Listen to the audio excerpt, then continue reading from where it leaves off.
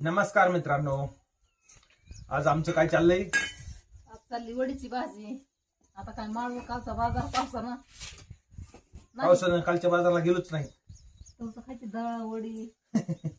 कारण वेळभर पाऊसच उघडला नाही बाजारला जायला. तर असेच खायचे.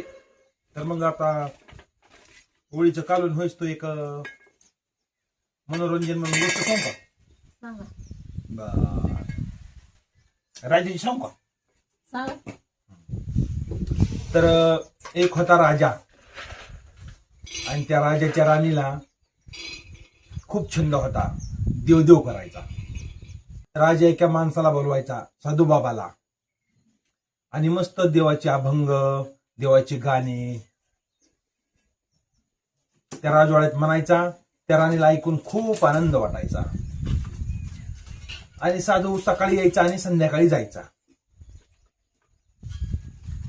आणि जाता जाता एक गोष्ट बोलायचा की देवाचं नाव घ्या, तुमचे कोंडलेले दरवाजे उघडे होतील, असं दररोज जाताना म्हणायचा. आणि त्या राणीपाशी एक पोपट होता. साधू बाबा म्हणाला की तुम्ही देवाचं नाव घ्या, तुमचे दरवाजे उघडे होतील. लगे तो पिंजऱ्यातला पोपट म्हणतो, भास्कर बाताड्या, काही पण बाता मारतोस. साधू बाबाला नवल वाटलं, काय बाता मारतो मी? देवाचे नाव घ्या, दरवाजे तुमचे उघडे होतील, आणि मी तर रोज 2 अभंग म्हणतोय, पण मी हे पिंजऱ्यातच आहे, माझा कधी दरवाजा उघडा होणार? मग साधू बाबा त्या पोपटाकडे गेले आणि म्हणाले, काय भानगड, तू ह्या पिंजऱ्यात आला कसा? तुम्हाला काय सांगू, मला पण देवदेव करण्याचा खूप छंद होता, आता बी आहे. असंच एक जंगलात आश्रम होतं. तिथं देवदेव रोज चालायचा, माझ्या कानावर पडायचा. मी पण तिथं देवदेव ऐकायला जायचो. पण तिथल्या एका माणसानं दिसायला छान पोपट असल्यामुळं धरलं आणि मला पिंजऱ्यात कोंडलं आणि मला तिथं अभंग शिकवायला लागले. मला बी छंद होता, मी शिकलो. पण त्याच आश्रमात ह्या राणीचा राजा आला आणि त्यांनी पोपट अभंग म्हणतोय म्हणून असं विचारलं की हा पोपट तुम्ही मला द्या. का तर यांच्या राणीला देवदेव ऐकायचा नाद आहे. मग तिथून आणलं मला आणि इथं राणीपाशी ठेवलंय. मी रोज 2 अभंग म्हणतोय.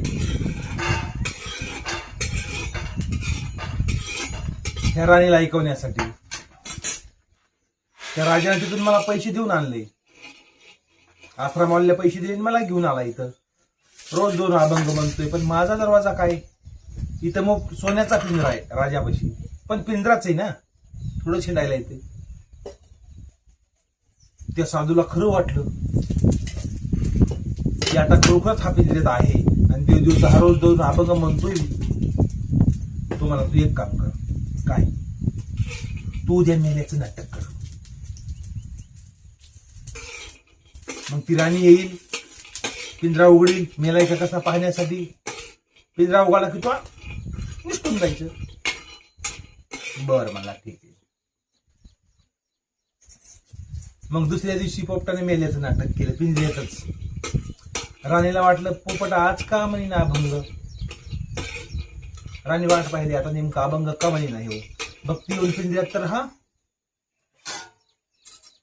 मेलेवली पडलाय. राणीला वाटलं आता खरंच पोपट मेला. लक्षात आहे का नाही गोष्टीवर? मग राणीनं पिंजऱ्याचा दरवाजा उघडला की पोपट गेला पळून. आणि जाता जाता एक म्हणला, आपण देवदेव कितीही करा, गुरुशिवाय मार्ग नाही. मी रोज 2 अभंग म्हणत होतो, पण मला जेव्हा त्या साधूबाबांनी डोकं लढवून दिलं निष्ठून जाण्याचं, म्हणून आज मी पिंजऱ्यातून निष्ठलोय. तसं प्रत्येक माणसाला, किती जरी हुशार माणूस असला, त्याला गुरु असायलाच हवा. खोटे माझं. तर मित्रांनो, पोळी भाजीत गोष्ट आता पोळी दाखवली तुम्हाला.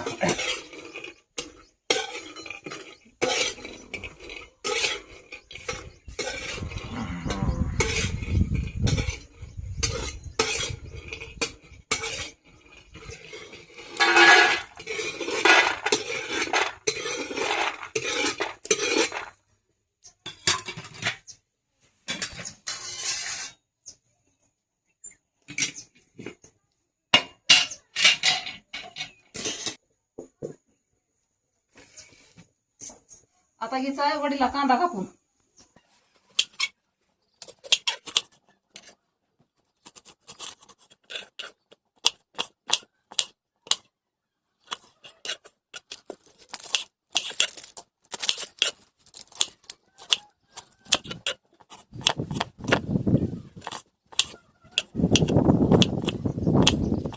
आता घ्यायची वडीच्या भाजीला फोडणी.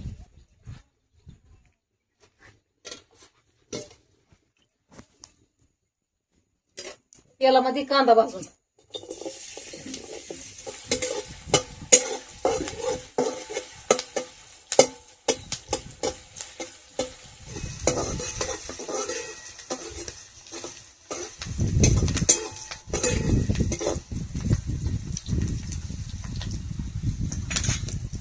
हे खोबरं लसूण आधीच कुठून केलेलं होतं.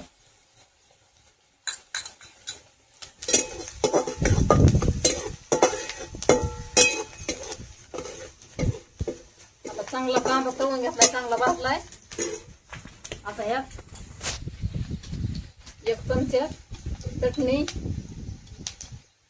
1 चमचा वाटण, 1 चमचा मसाला. आता इथे ह्यात पाणी ओतून.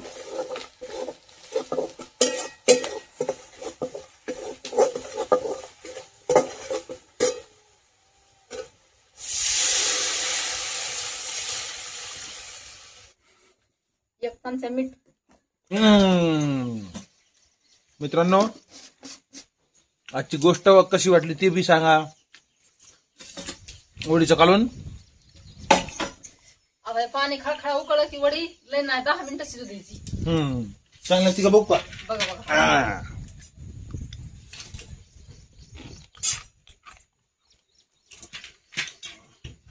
मला तेवढा उकळी फुटे द्या, शेंगदाणे कुटून घ्या. घे.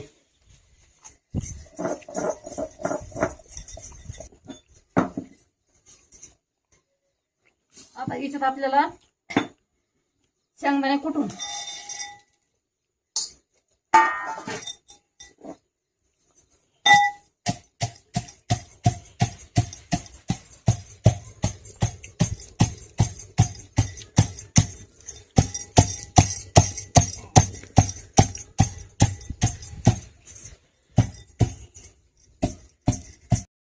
आता झाले शेंगदाणे कुटून घ्यायचे. तोवरच उकळी आली. आता या उकळीमध्ये ती वडी टाकून द्यायची शिजायला.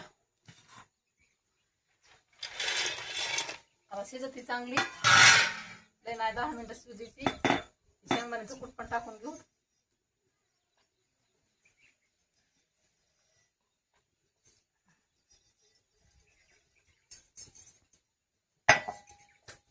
एकदा हलवून घेऊ चांगली.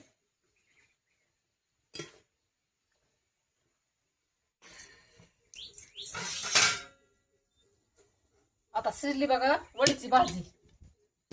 घेऊ उतरून.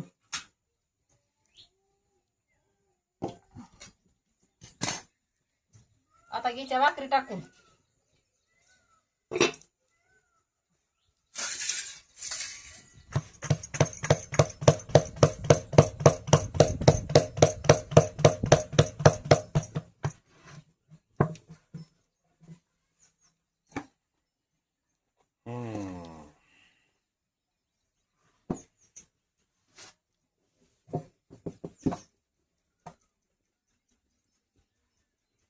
झाल्या बघा आता चुलीवरल्या गरम गरम भाकरी. आता जेवण मग आता काय आहे? हो, जेवायचे, घास लावे, मला जायचे आणि तिला जायचं खुरपायला. हो, लोकांची बदलीची बाई. हा, तर मित्रांनो, आणि उद्या व्हिडिओ पाहायचा असेल तर चॅनलला सबस्क्राईब करा आणि व्हिडिओला लाईक करा. धन्यवाद.